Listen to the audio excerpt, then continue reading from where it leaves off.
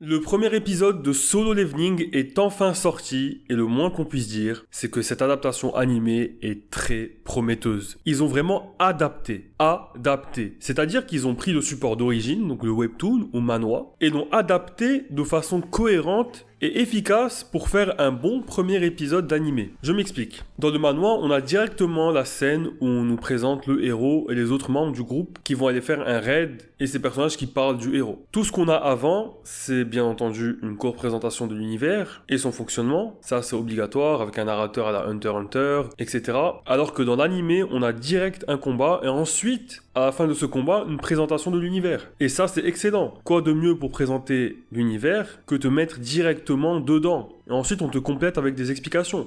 En plus, même si on ne connaît pas les personnages, voir de l'action dès les premières scènes, c'est toujours très catchy. Pour moi, le meilleur moyen de démarrer une série ou un film, c'est mettre une scène d'action dès le début. Par exemple, dans le film Boruto Naruto The Movie, sans vous spoil évidemment, on a des protagonistes qui se battent avec un des main antagonistes du film, au début du film. Et ensuite, on s'oppose un peu plus pour établir la situation initiale du film, etc. Et bien là, c'est pareil. Et en plus, pour ceux qui ont lu comme moi le manhwa, vous avez vu tous les personnages qui apparaissent, qu'on connaît, qui seront importants pour la suite et récurrents et qu'on voit dès le début dans l'animé. C'est vraiment une bonne idée. Ça me rappelle un peu ce qu'ils font dans la série One Piece Netflix. Montrer par exemple Zoro qui se bat contre un membre du Baroque Works. Chose mentionnée dans le manga mais jamais montrée dedans. En plus, ces personnages on les voit en action. Ça apporte de la richesse à l'épisode et puis un peu d'action comme j'ai dit, ça fait toujours plaisir. On voit aussi le processus d'éveil au pouvoir, comment tout un business s'est créé derrière les Hunters. Donc voilà, c'est super intéressant. On voit même le président de l'association qui en plus a la même voix que Netero dans Hunter x Hunter.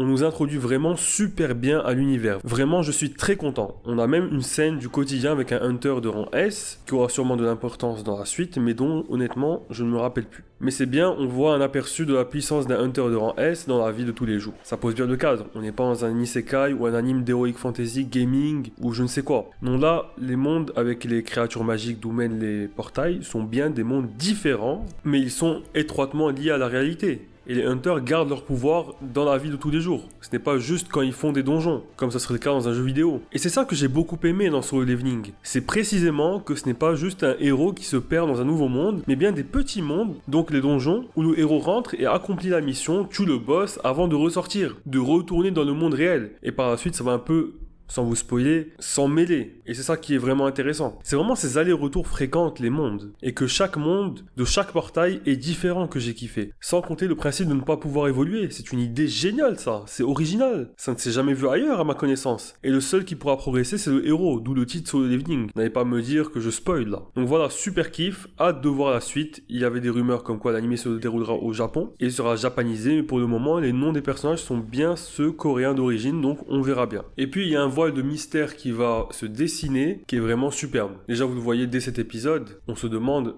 mais d'où vient cette statue? Comment ça se fait qu'il y a un donjon de rang aussi élevé, aussi dangereux, dans un donjon de rang D? Qu'est-ce que c'est que ça? Donc voilà, il y aura vraiment un mystère, pourquoi le héros pourra évoluer contrairement aux autres. Vous verrez, c'est vraiment super bien. La partie dans la pièce avec la statue est super prenante. J'ai retrouvé les frissons et la tension qui m'ont parcouru quand j'avais lu les chapitres à l'époque. Cette statue décidément fait vraiment flipper. J'ai de la peine pour ceux qui sont morts, surtout ceux qui sont venus juste parce qu'ils ont dû se soumettre à la majorité. Ça c'est horrible parce qu'on parle quand même de leur vie. Ils risquent leur vie quoi. Mais je pense qu'au fond d'eux-mêmes, même s'ils s'aventuraient vers quelque chose qui n'a jamais eu lieu avant, ils se disaient c'est un donjon de rang D et il ne peut rien arriver de trop grave. Mais franchement, à leur place, je serais parti et j'aurais laissé les autres. Pourquoi faire un vote? Cet épisode a adapté 4 chapitres, mais il y a eu énormément d'ajouts comme je vous l'ai dit. Donc on va dire que les 4 chapitres, un peu moins de 4 chapitres, ça représente la moitié de l'épisode je dirais. Voilà, dites-moi en commentaire ce que vous avez pensé de ce premier épisode. N'hésitez pas à vous abonner à la chaîne, il y aura certainement d'autres vidéos sur Solo Leveling. Je ne sais pas si je ferai une vidéo par semaine pour chaque épisode parce que c'est quand même assez long et il y a d'autres animés dans la saison qui vont arriver. Je ne peux pas faire une review pour chaque épisode de chaque animé, donc on verra bien. Mais en tout cas, ce qui est sûr, c'est qu'on parlera de Solo Leveling ou d'autres animés en live. Donc si vous êtes intéressé par en discuter en live, n'hésitez pas à vous abonner. D'ailleurs, bientôt je vais faire une tier list des animés de 2023. Là je suis encore en train d'en regarder, d'en finir certains Il y aura bien sûr des rediffusions de ces lives, pas pour tous, mais je verrai bien. En tout cas, n'hésitez pas à vous abonner. Vous pouvez aussi me suivre sur Insta et Twitter. Discutez avec moi sur Insta si vous voulez, vous pouvez me TM. Sur ce, je vous dis, Jana, et n'oubliez pas, je n'ai pas d'ennemis.